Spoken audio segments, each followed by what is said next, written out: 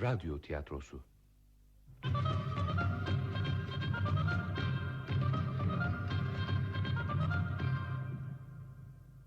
Yapım Ankara Radyosu.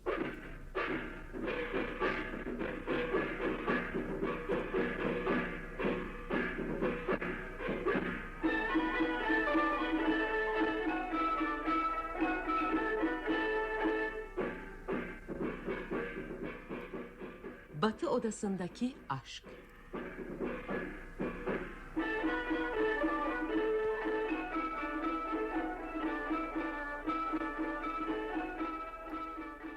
Yazan Yuan Chen, çevirerek uygulayan Yeşim Bayer, yöneten Ergin Orbey, efektör Mehmet Turgut, teknik yapım İsmail Hemikli.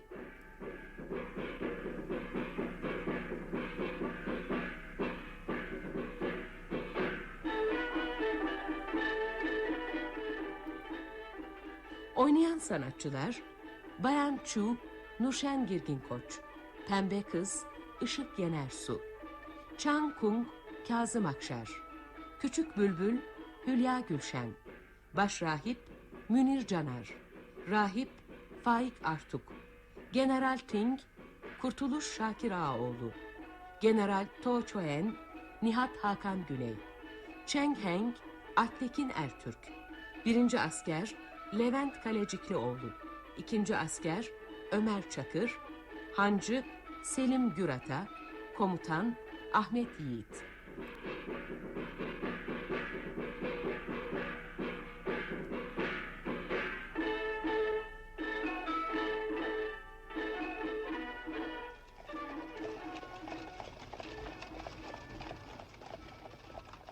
İşte çocuklar, uzakta Puçihu Manastırı göründü. Küçük Bülbül, buraya en son gelişimizi hatırlıyor musun? Baban tören giysileri içinde arabasında ilerlerken muhteşem bir alay arkasında yürüyordu. Ben o gün saçlarımı toplamış, incilerimin en güzelini takmıştım. Ne kadar genç ve güzeldim. Oysa şimdi şu halimize bak.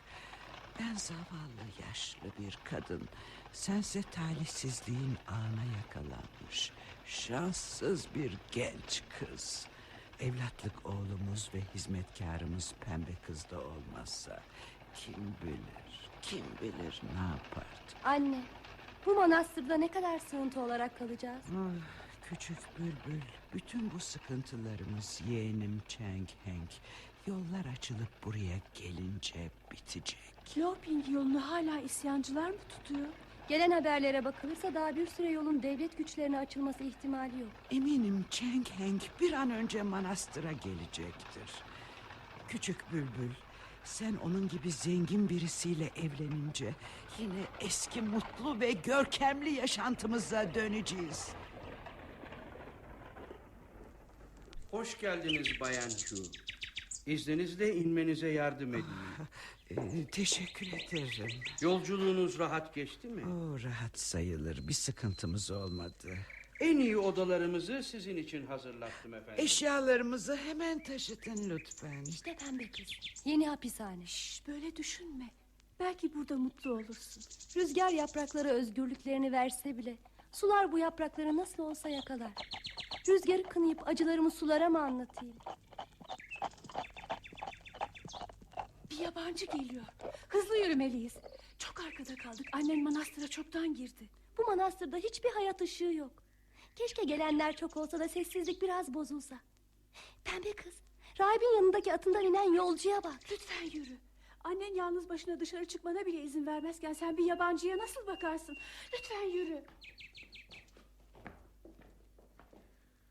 Adım Hui Ming. Madem bir yorgunluk çayı içmek istemiyorsunuz, o halde sizi hemen bu kadar metini duyduğunuz manastırımızı gezdirebilirim. Yeryüzünde gördüğüm en güzel kız. Şimdi içeriye giren küçük hanımdan mı söz ediyorsunuz? Yeni kaybettiğimiz değerli başkanımız Chu'nun kızıdır. Kiraz dudaklı, ince dişli, incecik belli. Akşamın esintisinde sallanan söğüt dalları gibi fısıltılar halinde yürüyor. Adımları kalbimin sırlarını açığa vurur gibi.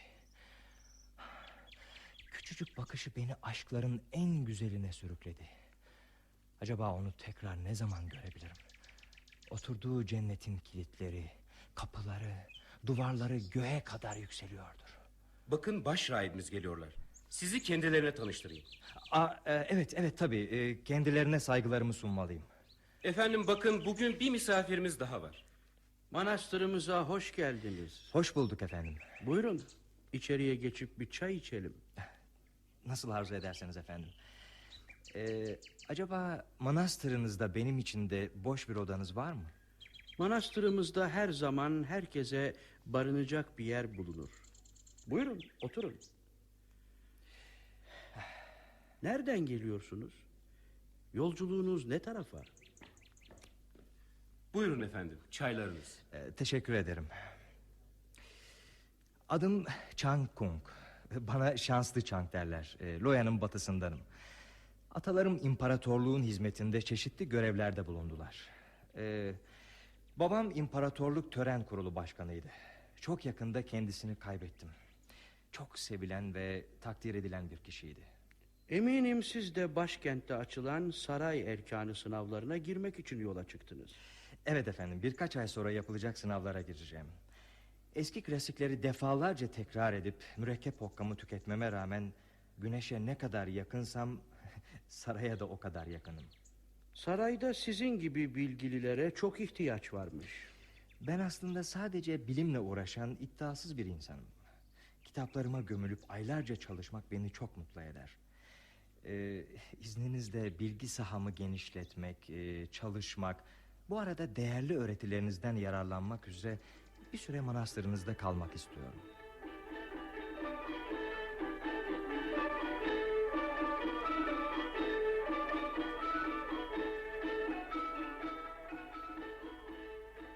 İyi günler dilerim efendim. Hanımefendi eşi ölen başbakanımız için ne zaman ayin düzenleneceğini soruyor. Ayin salonu yarın sabah hazır olacak.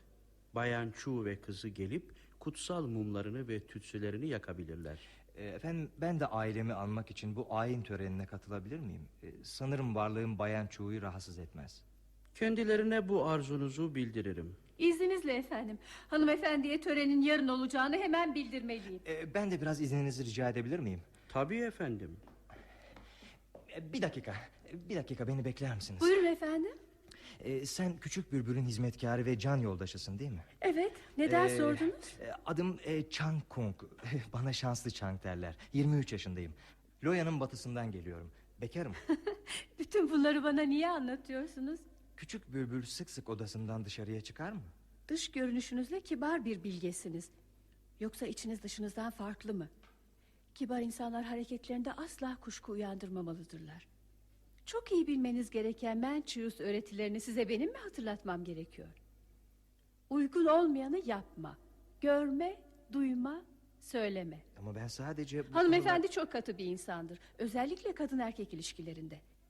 Yanlarına aldıkları evlatlıktan başka bizim bölmeye hiç kimse geçemez. Küçük Bülbül biraz önce manastıra girerken yavaş yürüdüğü için çok azarlandı. Bay Chang, odanızı manastırın batı tarafında hazırlattım. Bayan Chu ve kızının kaldığı bölümün hemen yanında. Size verebileceğim en iyi oda oydu. Küçük ve temiz, tam size göre. İzninizle efendim, çok geç kaldım, gitmeliyim. Küçük Bülbül'e saygılarımı iletmeyi unutma, olur mu? Yemeği beraber yemeği kabul ederseniz çok sevinirim. Teşekkür ederim. Hizmetkarımı ve eşyalarımı odama yerleştirip hemen geliyorum. Neler oluyor? Devlet katındaki en saygın görevi elde etmek için daha çok çalışmam gerekirken neler düşünüyorum? Çiçek açmaya hazır, en güzel kokuları saçan bu nadide çiçekle neden bu kadar ilgileniyorum?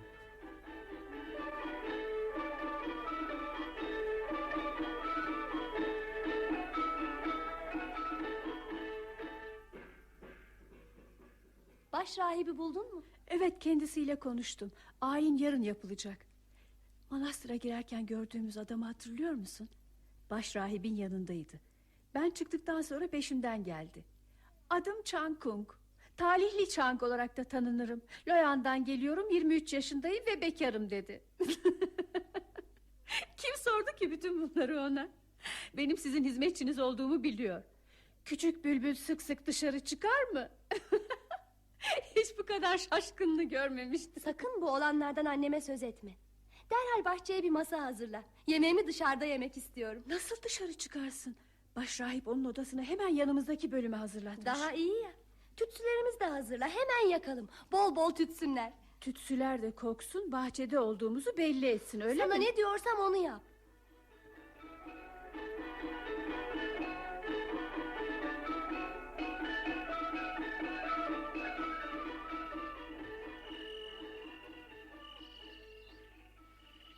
Ne güzel bir gece. Gökyüzü açık, mehtap parlak. Hafif bir rüzgar esiyor. Biraz yürüsem belki küçük bülbülü görebilirim. Hiç olmazsa aç gözlerim tatmin olur. Yıldızlar pırıl pırıl parlıyor. Pembe kız, masayı duvarın yanına koy. Tütsü çubuklarını getirdin mi? Evet, hepsi hazır. Aa, küçük bülbül çıktı. Tütsü çubuklarını yakacaklar. Daha yaklaşmalı. Onu daha yakından görmeliyim. Kaç çubuk yakacağız? 3 tane. Birincisi cennetten inen babam için. İkincisi annemin uzun ömürlü olması için. Üçüncüsü... Neden sustun?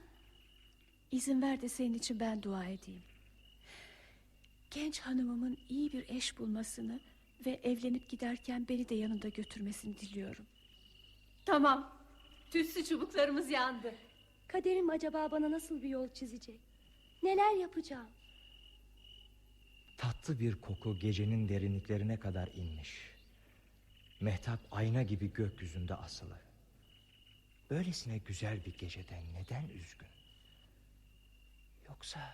Yoksa onun da kalbinde benim gibi yeşeren hisler mi var? Dinle beni küçük bülbül. Mehtap gecenin karanlığında parlıyor. Yapraklar sessizce gölgeler saçıyor. Ruhum mutlulukların en güzeliyle nasıl yüzleşsin hakkında hiçbir şey bilmezken. Pembe kız, duydun mu? Evet. Eminim 23 yaşındaki şaşkın bekardır bu. Ne kadar güzel bir şiirdi, değil mi? Mutlaka cevaplamalıyım. Orkide bahçemde yapayalnız yaşarken bir bahar daha gelip geçiyor. Gezgin bir şair anlayabilecek mi aşkımın iç çekişlerini? Ne kadar güzel bir cevap. Demek ki güzelliğinin yanında çok da zeki.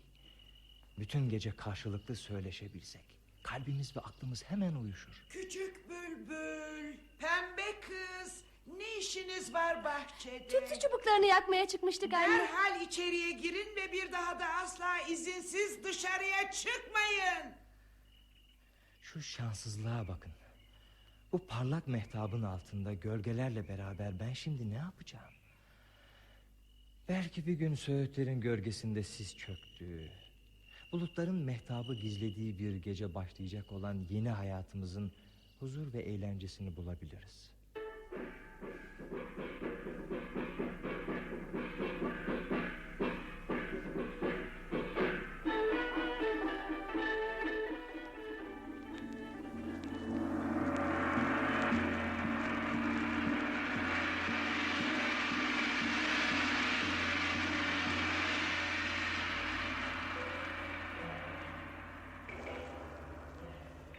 Bay Chang, Bayan Chu'ya ayine katılma arzunuzu bildirdim. Ne dediler?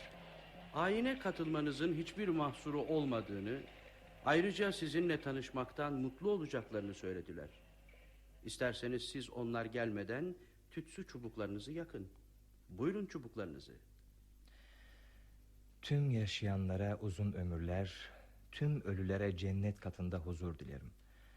Büyük babamı ve babamı Yüce Buda'nın önünde bir kez daha anıp ruhlarına dua ediyorum. Sevgili Buda, bana yardım et. Talihsizlik üzerime vahşi bir zalimlikle çökmesin. İyi günler dilerim rahip efendi. Buyurun Bayan Chu. Size... Bu bey bahsettiğiniz evet kişi mi? efendim, Bay Chang Kung. Saygılarımı sunarım efendim. Dilerim Yüce Buda dileklerinizi kabul eder ve ölüleriniz huzur bulur. Yüce Buda önünde ben de sizin ölülerinizin huzur bulmasını dilerim. İzninizle ben de yaşayanların uzun ömürlü olmasını dileyeyim. Pembe kız, benim için tütsü çubuklarını yak. Küçük bülbül, sen de kendininkileri yak ve yüce Buda'ya nişanlın yeğenim Cheng Heng'le bir an önce kavuşup evlenmenizi dile. Yo, Yüce Buda böyle bir dileği kabul edemez. Etmemeli. Bu küçük bülbülün değil, annesinin dileği. Bu kabul edilmez bir dilek.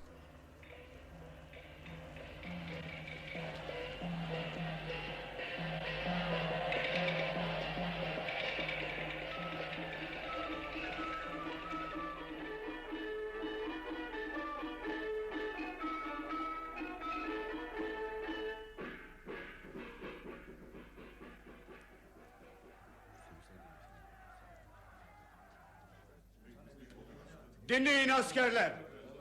Bu akşam sessizce Ho-Chung'a doğru yola çıkacağız. Oradaki manastırı basacağız. Kan dökülmeyecek ve yağma yapılmayacak. O zaman neden manastırı basıyoruz? Ganimetsiz dönmeyiz. Yağmalamalıyız. Sus. Bu kez bana çok değerli bir şey getireceksiniz. Ölen başbakanımızın kızı Küçük Bülbül'ü istiyorum. Söylendiğine göre baharda açan lotus kadar güzel ve cazipmiş. Yola kaç kişi çıkacağız? Hep beraber tüm bölük yola çıkıyoruz.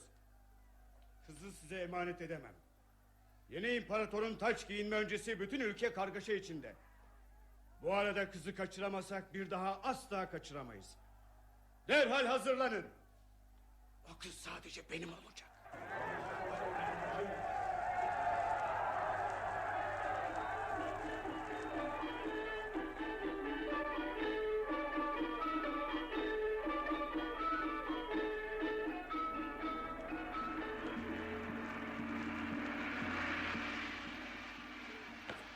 Efendim, uçan kaplan olarak tanınan isyankar General Ting'in askerleri manastırı çevirmiş. Küçük bülbülü isteriz diye bağırıyorlar. Bizleri yüce Buda korusun. Şimdi ne yapacağız? Hey! Manastırdakiler! Dinleyin! General Ting uçan kaptan Küçük Bülbül'le evlenmek istiyor. Kızı bize verirseniz hemen çekileceğiz. Direnip kızı vermemeye kalkışırsanız manastırı ateşe verip hepinizi öldüreceğiz. Size 1 saat düşünme süresi veriyoruz. Ya kızı verirsiniz ya da hepiniz ölürsünüz.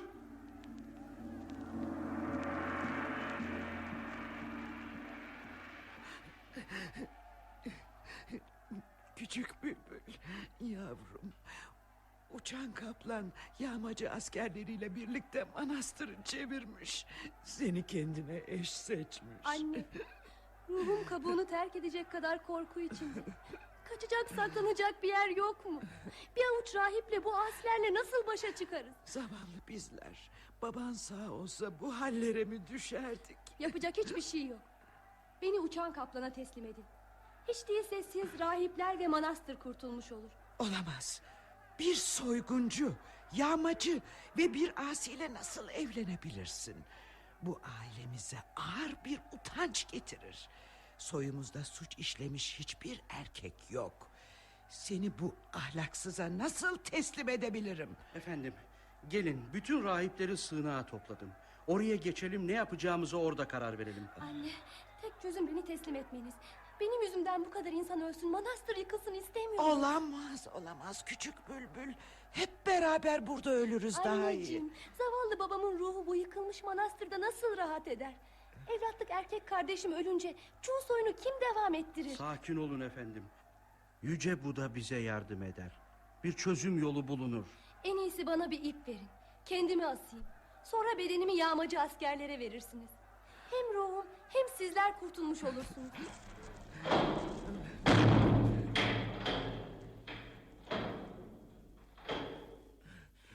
Korkmayın, ağlamayın efendim.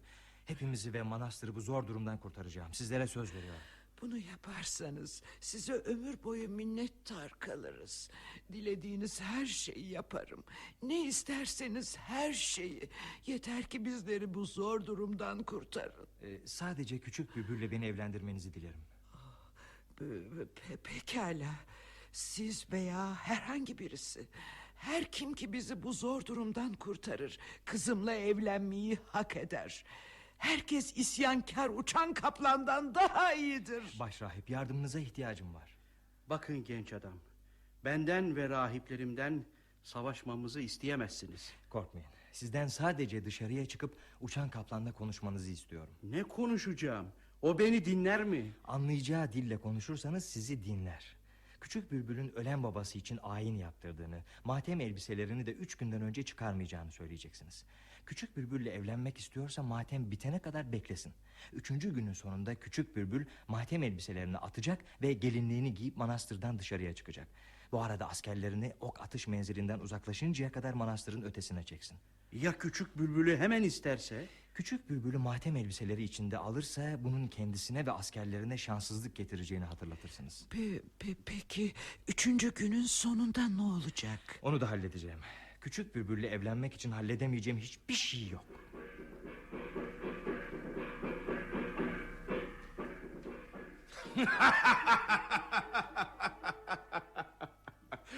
Pekala rahip efendi. 3 gün bekleyeceğim. Yalnız 3. günün sonunda kızı çadırımda görmezsem hepinizi öldürürüm. O kız ya benim olur ya da ölür. Yaşlı kadına söyle, kendisine benden daha iyi damat bulamaz.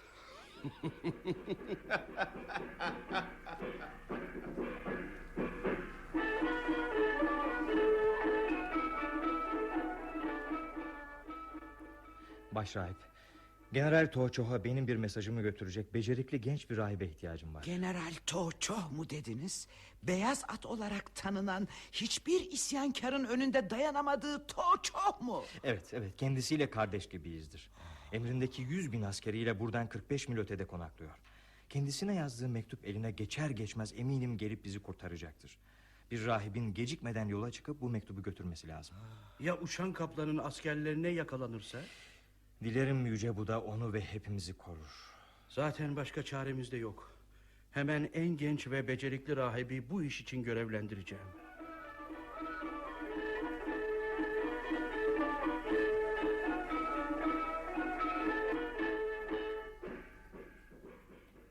General Ting'in komutası altındaki yörelerden huzursuzluğun arttığı, sükunetin bozulduğuna dair raporlar geliyor. Haklısınız efendim. Yağmalama ve halka eziyet her geçen gün artıyormuş.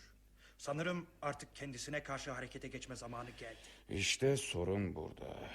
Uçan kaplan her şeyi öylesine sinsice ve ardında iz bırakmadan yapıyor ki kendisine karşı harekete geçebilmemiz için elimizde somut, ciddi bir delil yok.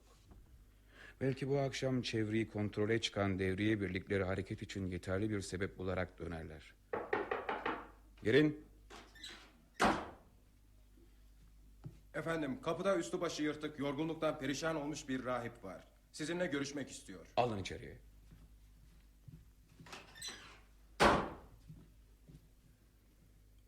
Adım Hui Ming. Puişi Manastırı'ndan geliyorum. Uçan Kaplan komutasındaki birlikle manastırımızı çevirdi. Ölen başbakanın kızı Küçük Bülbül'ü kendisine eş seçmiş. Kızı kendisine vermezsek manastırı yıkacağını ve herkesi öldüreceğini söyledi. Tarihli Çank olarak bilinen ve manastırımızı tesadüfen ziyaret eden bir bilgin yardım etmeniz için size bu mektubu yolladı. Ver bakayım.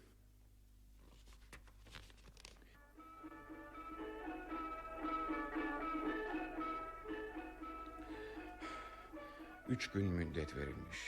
Bizden 45 mil uzaktalar. Zamanımız çok kısıtlı. Hemen yola çıkarsak belki yetişebilir, onları kurtarabiliriz.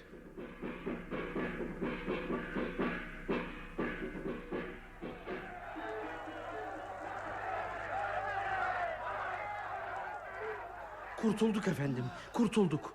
General Beyazıt'ın askerleri galip geldiler. Kulaklarıma inanamıyorum. Bu sığınakta öleceğimizi sanıyordum.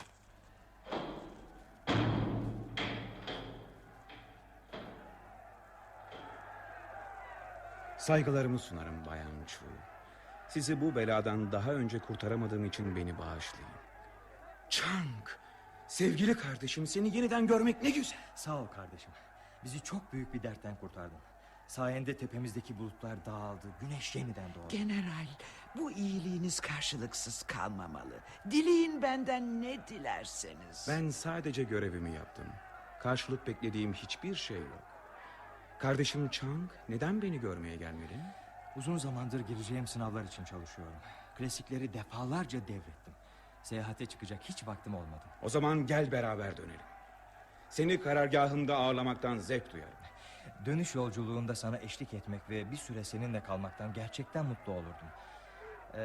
Ancak Bayan Chu kızı Küçük Bülbül'le beni evlendireceğine söz verdi. Bu çok güzel bir haber. Tebrik ederim. General, yorgun ve aç olmalısınız. Sizin için hemen yemek hazırlatacağım. Düğün yemeğine de katılırsan çok mutlu oluruz. Beni bağışlayın. Derhal karargaha dönmeliyim. Yeni imparatorun taç giyinme kargaşasından yararlanmak isteyen bir sürü alçak var.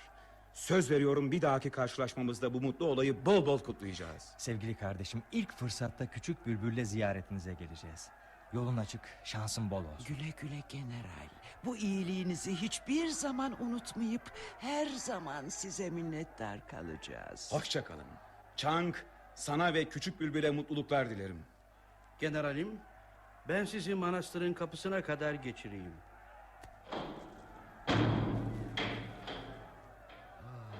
Bay Chang, çok büyük bir iş başardınız.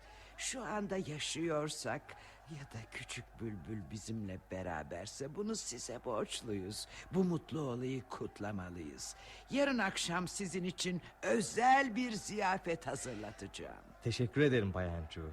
Yarın görüşmek üzere, hoşça kalın.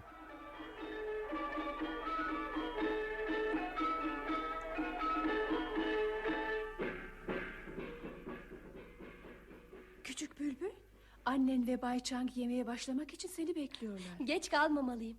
Bay Chang'a gereken ilgi ve saygıda kusur etmemeliyiz. Yine ne kadar güzelsin. Bay Chang senin gibi bir eşe sahip olacağı için çok şanslı. Saçmalama. Ne ben o kadar güzelim ne de Bay Chang o kadar şanslı. Şu tokalarımı düzeltir misin? Dur bakayım. Tamam, oldu. Dur, şu kuşağı da bağlayayım. Evet, artık içeriye geçebiliriz.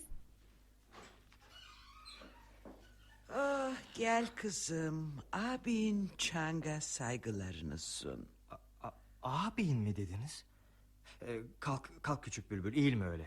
Pembe kız, kız kardeşin Küçük Bülbül ve abine sıcak şarap ikram et. Teşekkür ederim efendim, içmem. Pembe kız, şarap kadehlerini kaldır. İçki içmek için var olan sebep annem tarafından yok edildi. Küçük Bülbül, abine şarap ikram et. İçin Bay Chang. Lütfen bir yudum alın. Pembe kız, lütfen Küçük Bülbül'ü odasına götür. Anlaşılan sinirleri bozuldu. Sakinleşince geri getirirsin. Oturun Bay Chang. Huzurunuzda oturamayacağımı biliyorsunuz Bayan Chu. İzninizle hemen odama dönmek istiyorum. Yalnız ayrılmadan size bir iki sorum var. Tutamayacağınız sözü zor durumda kalınca neden verdiniz? Küçük Bülbül'le beni evlendireceğinizi vaat etmiştiniz. Çok yakında kocası olmam gerekirken neden abi oldum? Ha? Fikrinizi değiştirmenizin sebebi ne? Hayatımızı kurtardığınız için size minnettar olduğumuzu biliyorsunuz. Size çok umutsuz bir anımda kendimi bilmeden yerine getirilmesi imkansız bir söz verdim. Beni bağışlayın lütfen. Küçük Bülbül'le evlenmemde ne gibi bir sakınca var? Daha babasının sağlığında Küçük Bülbül'ü yeğenim Cheng Heng'le evlendirmeye söz vermiştik. Do Ling yolunda hala isyankarlarla tutulu olduğundan kendisi şu anda burada değil. Zaten burada olsaydı bütün bunlar başımıza gelmezdi. General Beyaz At'ı çağırıp Doğu Link yolunu açtırıp yeğeninizi hemen buraya getirip Küçük Bülbül'le evlendirmemi isterseniz hiç şaşırmayacağım. İsterseniz size zengin bir kızla evlenmenizi sağlayacak kadar para verebilirim. Bayan Chu, benim sizden Küçük Bülbül'den başka alabileceğim hiçbir şey yok. Paranın herkesi mutlu edebilecek bir miktarı vardır. İyi düşünün. Beni şimdiye kadar bilgimin miktarı mutlu kılmıştı. Bundan sonra da gene o kadar.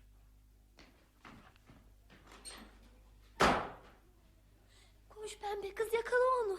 Ben annemi oyalarım, seni aramaz. Akşam tütsü yakmak için bahçeye çıkacağım. Gelmesini söyle. Duvarın arkasından birbirimize şiirler söyleriz.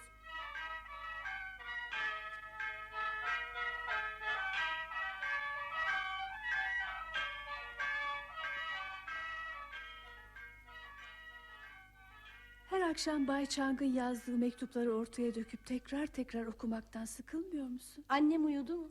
Evet, uyudu. Emin misin? Elbette uyudu. Kaç yıllık hanımımın ne zaman uyuyup ne zaman uyanacağını bilmez miyim? Oğlan kardeşim ne yapıyor biliyor musun? Odasına çekildi. Uyudu mu peki? İşte onun ne zaman uyuyup ne zaman uyanacağı hiç belli olmaz. Bahçeye çıkar mı acaba? Bilmem ki, neden sordun? Ben bu gece Bay Chang'ı görmeye gideceğim. Olmaz. Ya bir gören olursa? Artık dayanamayacağım. Mutlaka onu görmek istiyorum. Hadi çıkalım.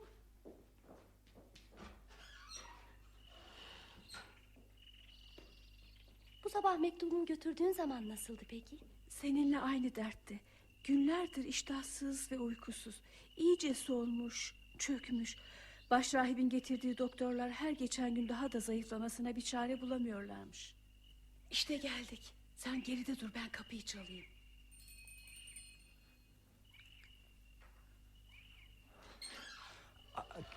Gecenin bu saatinde burada... Küçük bülbül sizi görmek istedi.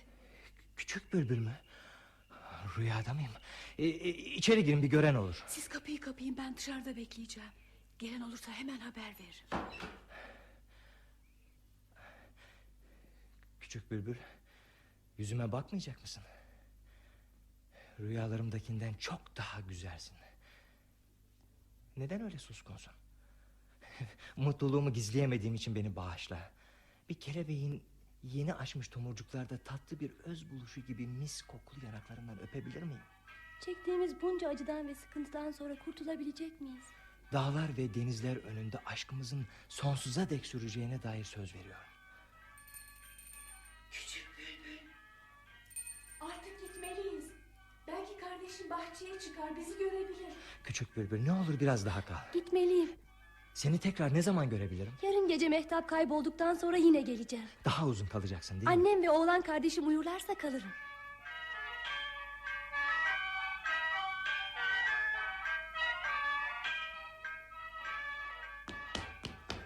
Pembe kız, annem seni çağırıyor. Küçük bülbülle her gece bahçede ne yaptığınızı öğrenmek istiyor. Kendisine beni bahçede gördüğünüz geceler hemen içeriye gönderdiğinizi de söyledim. Annemin sopasını hazırlayayım. Nasıl olsa ikinizi de döver. Gördün mü başımıza gelenleri? Ne yapacağız şimdi? Pembe kız kardeşim, sen kendini en iyi şekilde korumaya çalış. Ben başımın çaresine bakarım. Ne zaman dolunay olsa arkasından bulutlar belirir ve fırtına patlar. Kaç kez uyardım seni. Her gece Mehtap'ın doğuşundan sabah yıldızlarının kayboluşuna kadar onunla gönül eğlendiriyordum. Lütfen annemle konuşurken çok dikkatli ol. Artık ben içeri giriyorum. Sakın odandan dışarı çıkma. Eminim annen benden sonra da seni çağıracaktır. Ah, seni çiyen seni. Çök önüme. Benim bir suçum yok efendim. Sus ve inat etme. Bana doğruyu söylersen dayak yemeyeceksin. Size geceleri küçük bülbülle dışarıya çıkma iznini kim verdi? Dışarı çıktığımızı kim görmüş? Oğlum görmüş. İnkar mı ediyorsun? Anlaşıldı, senin canın dayak istiyor. Vurmayın ne olur. Anlaşıldı. Her şeyin doğrusunu söyleyeceğim, vurmayın. Şöyle anlat bakalım. Yalan söylersen gene döveceğim. Bir gece nakış işlerken küçük bülbüle Bay Chang'ın çok hasta olduğunu, başrahibin ve sizin gönderdiğiniz doktorların derdine çare bulamadıklarını söyledim. O da Bay Chang'ı ziyaret edip hatırını sormak istedi. Peki ne konuştular? Bay Chang uğradığı ihanetin kendisini sonsuz bir acıya sürüklediğini, yemeden içmeden kesildiğini, günlerdir gözüne uyku girmediğini söyledi. Sonra? O geceden sonra her gece birbirlerini görmeye başladılar. Ben kendilerini dışarıda kapıda bekliyordum. Ne? Nasıl olur da onları baş başa içeride bırakırsın? Olan oldu hanımefendi. Beraber çok mutlular. Kuş büyüdüğünde kafeste tutmak zorlaşır. Seni alçak seni. Bütün bunlar senin yüzünden oldu. Hayır efendim, hiç kimsenin değil. Sizin yüzünüzden oldu bunlar. Yani şimdi beni mi suçluyorsun? İsterseniz beni gene dövün ama doğru bildiğimi söyleyeceğim. Bay Chang kızınızı sevmese manastır sarıldığında yardım eder miydi? Oysa siz tehlike geçtikten sonra fikrinizi değiştirdiniz. Her şey şimdi daha çok karışacak. Hem aile şerefiniz lekelenecek, hem de Bay Chang başkentteki sınavları kazanıp mevki sahibi olunca intikamını sizden kat kat alacak. Nedir bu başımıza gelen? Artık onları birbirlerinden ayıramazsınız. Küçük bülbül gibi bir kızım olduğu için ne kadar şanssızım. Aile şerefimizi 2 paralık etti. 100 karası. Pembe kız, git önce küçük bülbülü, sonra da Bay Chang'ı buraya çağır. Peki efendim, hemen gidiyorum.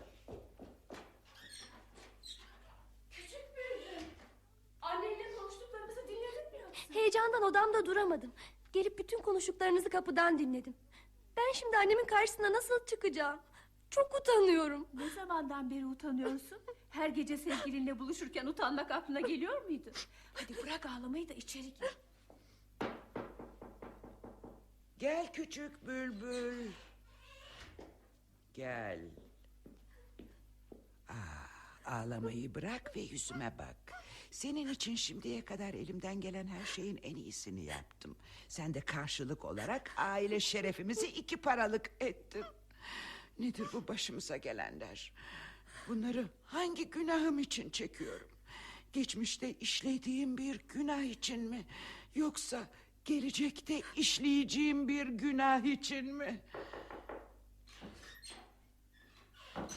Buyurun Bay Chang, girin. Beni emretmişsiniz efendim. Şu eski özdeyişi hiç duydunuz mu? Eski bilgeler tarafından doğru kabul edilmemiş hareketler yanlıştır. Eğer sizi yetkililere şikayet edersem bu aile şerefimize büyük bir leke sürecektir. Buna karşılık küçük bülbülü size verirsem kızımı yüksek rütbeli ve zengin birisine veremediğim için aile geleneklerine karşı gelmiş olacağım. Yarın sabah sarayda açılan sınavlara katılmak üzere başkente doğru yola çıkacaksınız. Küçük bülbül benimle kalacak. Sınavları kazanıp saray erkanına dahil olunca geri gelip küçük bülbülü alabilirsiniz. Geleceği siz ve başarınız çizecek.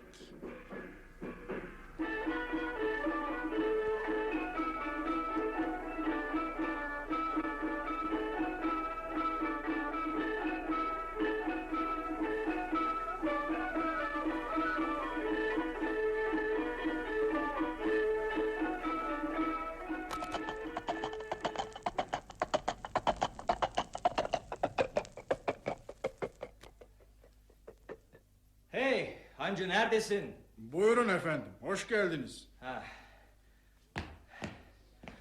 Hatlarımıza iyi bak.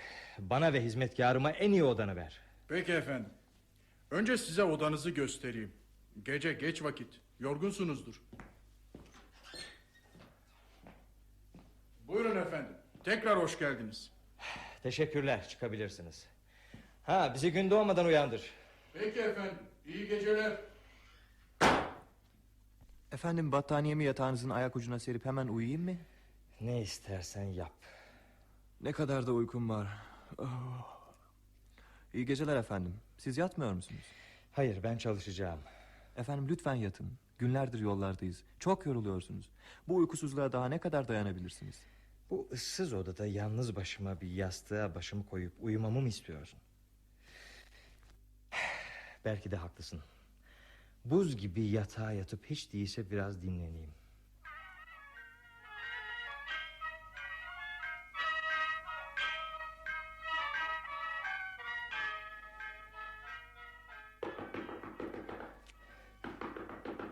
Kim o? Benim, küçük bülbül, açın kapıyı. Küçük bülbül. Gir hemen içeri, çok üşümüşsün. Sensiz yaşayamazdım. Seni bulmalıydım. Beni bırakma. Nereye gidersen beni de götür. Küçük bülbül, sakin ol, artık titreme. Tabii ki seni bir daha hiç bırakmayacağım. Gel otur, bitkin bir haldesin. Üstün başın yırtılmış, pabuçların çamur içinde. Bu kadar yolu nasıl tek başına geldin? Atın var mıydı? Issız topraklarda, boş ovalarda kah yürüdüm, kah koştum. Bizi ayıran dağları, tepeleri aşmalıydım. Üzerimizdeki sis kalkmalı, güneş doğmalıydı. Aç, susuz, uykusuz. Küçük sevgilim, bir çiçek gibi solmuşsun. Ayrılık katlanmamız gereken en büyük acı. Senin kazanmak için gittiğin rütbe benim için bir sineğin kafası kadar önem taşımıyor. Bundan sonra hayatta ve ölümde hiçbir zaman ayrılmayacağız. Efendim Chang, uyanın. Gün doğdu, yola çıkmamız gerekiyor. Küçük bülbül. Hepsi rüya mıydı? Kötü bir rüya mı gördünüz efendim? Sabah olmuş. Toprağın üstündeki buzlar kırılmış. Sabahın sisi ortalığı daha da yalnız kalmış.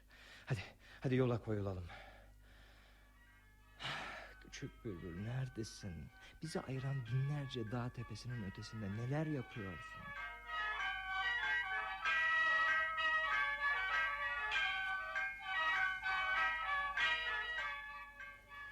Bu ne mutluluk.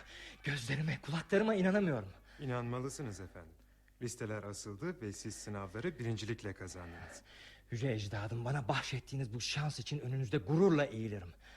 Küçük bülbülüm, artık bütün mutluluklar bizim. Endişelerimiz son buldu. Hizmetkarım, bana kağıt, fırça ve mürekkep ver. Buyurun efendim. Evet. Derhal hazırlan ve yola çık.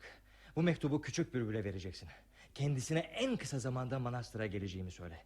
Düğün hazırlıklarına başlasınlar. Peki efendim. Hoşça kalın. Yolun açık olsun. Küçük bülbül seninle mektup göndersin.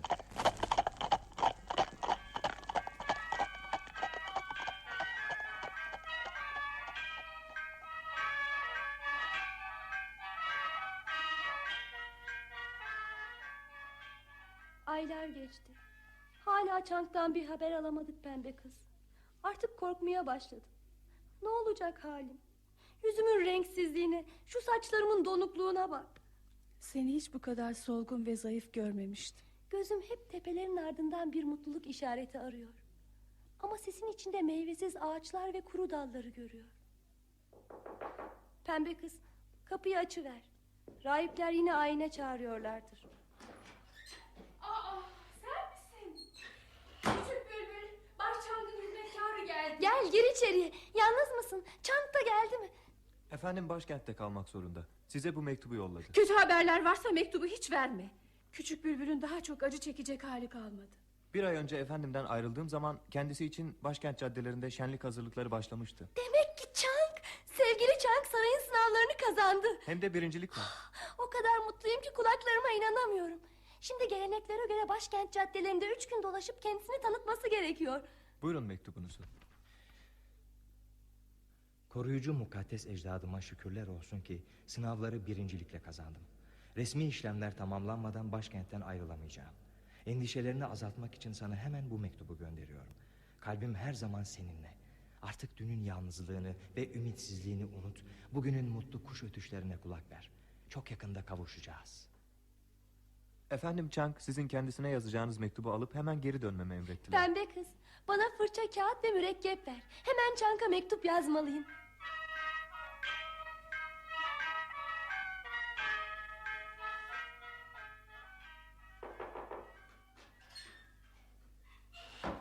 Efendim Çank girebilir miyim? Döndün mü? Gel tabii gel.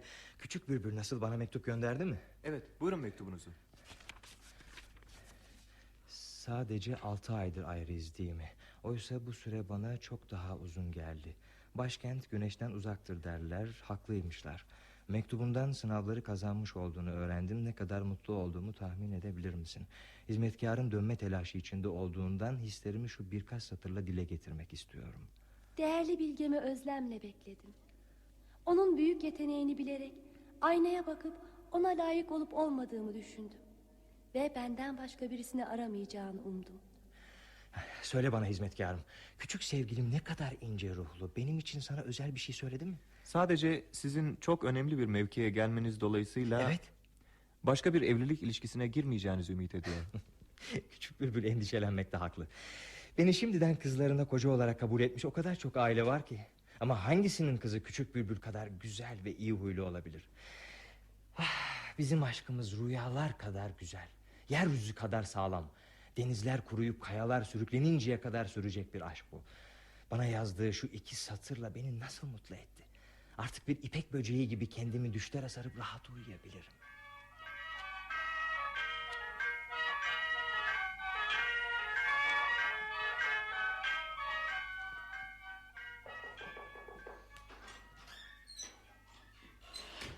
Efendim Şahengi'ye saygıyla selamlarım. Gel. Bir saattir nerelerdeydin? Seninle konuşacaklarım var. Halanız hanımefendi kendisinden önce benimle konuşmak istemenizi hayretle karşıladı. Manastıra yeni geldim. Bir yerleşeyim, tabii ilk fırsatta kendisini de ziyaret edeceğim. Şimdi hemen halama git ve küçük bülbülle evlenmemiz için düğün gününü seçmesini söyle. Ama küçük bülbül başkasıyla sözlü. Bir atın 2 eğri olmaz. Babası sağken küçük bülbül ile bana söz kesilmişti. Bu dul kadın verilmiş bir sözden nasıl vazgeçer? Uçan Kaplan Manastırı kuşatıldığında nerelerdeydiniz? Küçük bülbülü alıp götürseydi benim sözdüm diye kime dert anlatacaktınız? Efendim Chang olmasaydı şimdi hepimiz ölmüş olacaktık. Bütün bunlardan sonra ortaya çıkmış, ben küçük bülbülle evleneceğim diyorsunuz. Küçük bülbül varlıklı ve soylu bir ailenin oğluyla yeniden sözlenmiş olsaydı bu kadar öfkelenmeyecektim. Ama böyle yarı aç, yarı tok bir gezgine verilmesini hazmedemiyorum. Bu adam nasıl benim gibi soylu, zengin birisiyle kıyaslanabilir? Bir dolunayın vereceği ışıkla bir ateş böceğininki elbette kıyaslanamaz. Efendim Chang gibi kibar, bilge bir insanla sizin gibi kaba saba... Seni canavar çıyan seni, toz ol gözüm görmesin. Ben yapacağımı bilirim. Küçük bülbül benimle evlenecek. Anladın mı? Benimle.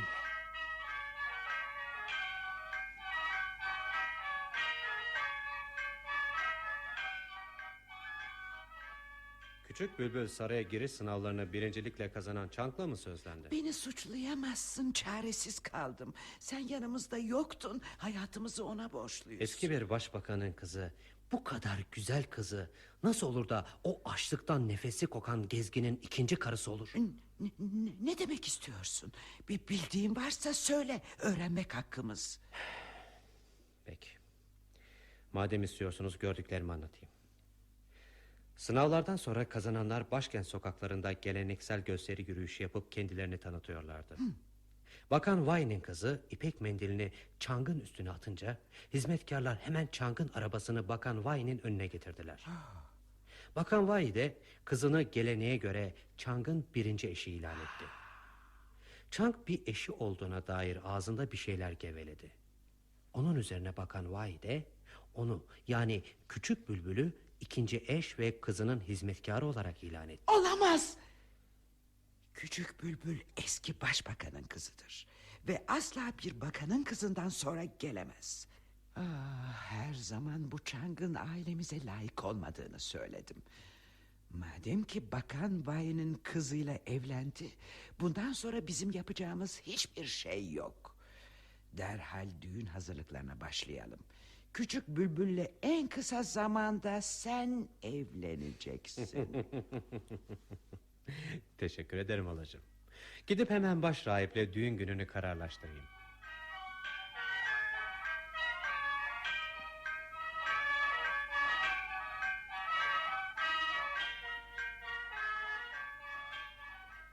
Manastırımıza hoş geldiniz General Toço.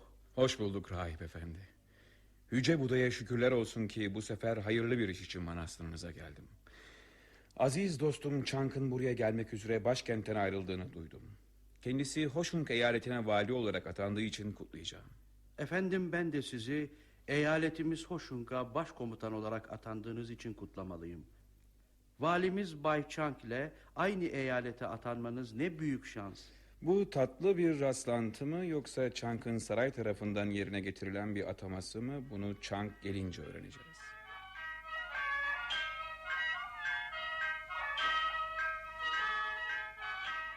Hanımefendi, sizi Hoşung eyaletinin valisi ve damadınız olarak saygıyla selamlarım. Bay Chang, ben de size valimiz olarak saygılarımı sunarım. Ama asla sizi damadım olarak kabul edemem. Yine yanlış olan nedir? Sınavları kazandım. Böylesine yüksek bir mevkiyi elde ederek geri döndüm. İyi başlangıç iyi son gerektirir. Sonu kötü olacak olan iyi başlangıcın ne faydası olur? Küçük bülbüle olan bağlılığınızı Bakan Wai'nin kızıyla evlenerek gösterdin.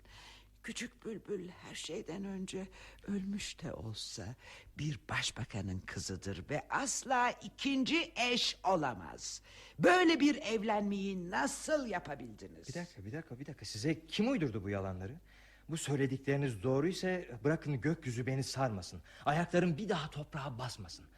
Başkentte birçok bekar kız gördüğümü inkar edemem. Ama benim aklım ve kalbim burada, sadece küçük bülbüldeydi. Ortalığı karıştıran bu yalancı kim? Ha? Kıskançlıktan gözleri dönmüş bu rezilin cezası pazar yerinde herkesin gözü önünde asılmak. Yeğenim Chang Heng başkent caddelerinde düzenlenen şenlikler sırasında Bakan Wai'nin kızının size mendil attığını görmüş. İnkar mı edeceksin? Hanımefendi bir... Efendim Chang. Pembe kızı nasılsın? Küçük bülbül nasıl? Sizin Bakan Vai'nin damadı olduğunuzu öğrendikten sonra biz de hemen küçük bülbülü yeğen Cheng Heng'le evlendirme hazırlıklarına giriştik. Zaten siz ortaya çıkmadan önce küçük bülbül onunla sözlüydü. Dünyada hiçbir şey bu yaptığınızdan daha saçma olamaz. Küçük bülbül bu yalancı maymunu nasıl koca diye kabul edebilir? Siz ikiniz de bu sinsi, kocaman kediye nasıl hizmet edersiniz? Öfkenizden bizi arındırın.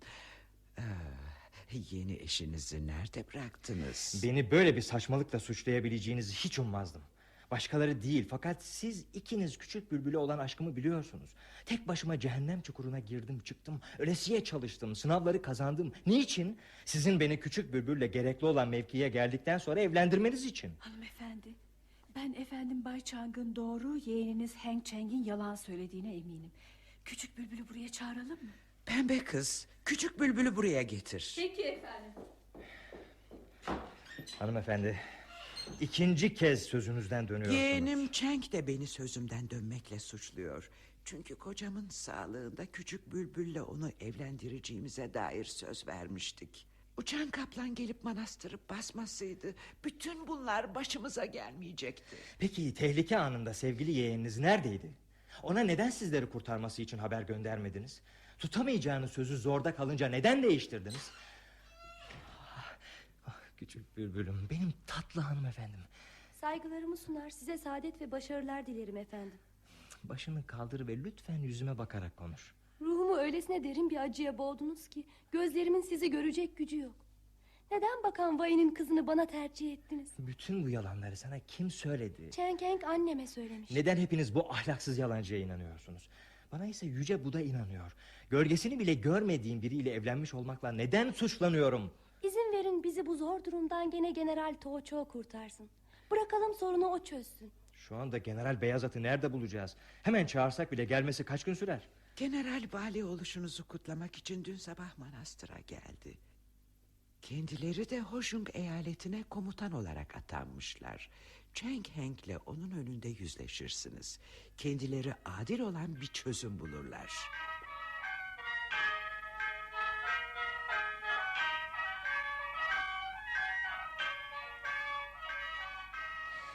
İşte böyle aziz dostum. Ben küçük bülbülle evlenme sevinciyle döndüğümde ne umdum ne buldum. Halacığım, küçük bülbülü aldığın düğün hediyelerine bakın. İşte sonunda seninle karşılaştık yalancı Cheng Heng. Siz Bay Cheng Kung olmalısınız. Ne işin var burada? Bu manastıra neden geldiğini söyler misin? Efendim ben sınavları birincilikle kazandığınızı duyar duymaz buraya sizi tebrik etmek için geldim. Yani şimdi sen beni tebrik etmek için mi burada bulunuyorsun? Tabii efendim. Ayrıca küçük bülbülle de size mutlu bir evlilik dilerim. Halacığım ben hemen gitmeliyim. Hoşça kalın. Yok, o kadar çabuk kaçmak yok. İlgililere söylediğin yalanlardan sonra hesap verip cezanı çekmek zorundasın. İzin verin gitsin general. Ne de olsa yeğenim. Lütfen benim hatırım için affedin, bırakın gitsin. Pekala. Git ve bir daha asla aynı hatayı yapma. Evet dostum ve sevgili kardeşim Chang. Şenliklere ve düğün hazırlıklarına hemen başlayalım. Ve mutlu bir çiftin kavuşmasını kutlayalım.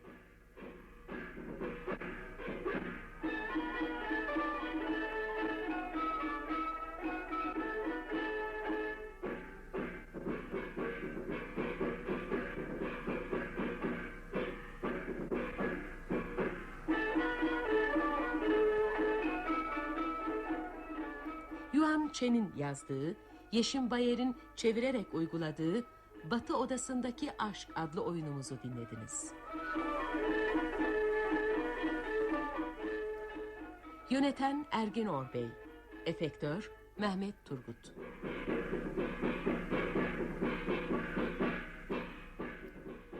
Bir başka oyunda buluşmak dileğiyle.